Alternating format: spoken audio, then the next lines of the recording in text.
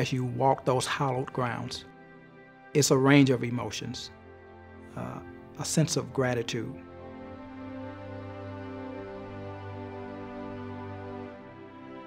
As a service member, I found that from the moment that I donned the uniform, that the VA begins taking care of the service member. And then as a VA employee, I realized that the benefits extend beyond the life of the veteran. It's an earned benefit. That means because of your honorable service, you're eligible to be buried in one of the 131 national cemeteries that we have here in the United States, Puerto Rico, and in Hawaii. And so if the veteran is married, the veteran's spouse is also eligible to be buried in a VA National Cemetery, even if the spouse precedes the veteran's death. And then also, if the veteran has dependents, eligible dependents are eligible to be buried in a VA National Cemetery. Fort Snelling became a VA National Cemetery in 1939.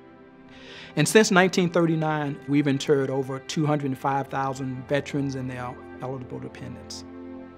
There are some things that we encourage the veteran to do prior to the need. Number one, we encourage them, if they do not know where their discharge or DD-214 is to go ahead and locate that. And then give a copy of that to someone that they trust. Could be a spouse, a dependent child, or something like that. And then they could go ahead and contact the funeral home of their choice, and they can go ahead and set up everything. And then at the time of need, you must contact our National Scheduling Office in St. Louis, Missouri.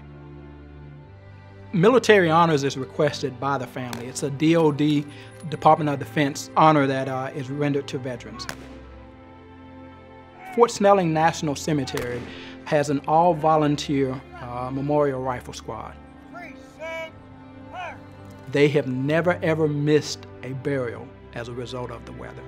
One of probably the only squads that do all their taps alive. They don't do any recorded taps. And so it's an honor to be able to observe them in action.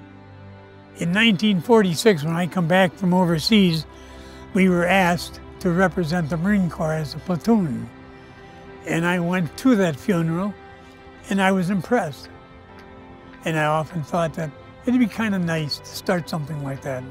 They help us to augment the staff there and help us honor veterans in a way that's unlike anything that you've ever imagined. As I walk the various sections, even though I didn't serve with them, we're still comrades, no less. And so it gives you a sense of pride knowing that you have the awesome responsibility of taking care of your fellow comrades, because that's what we see it as. It's a sacred trust. They've given Fort Snelling National Cemetery the sacred trust of caring for their loved one after death. And so it's an awesome, awesome opportunity.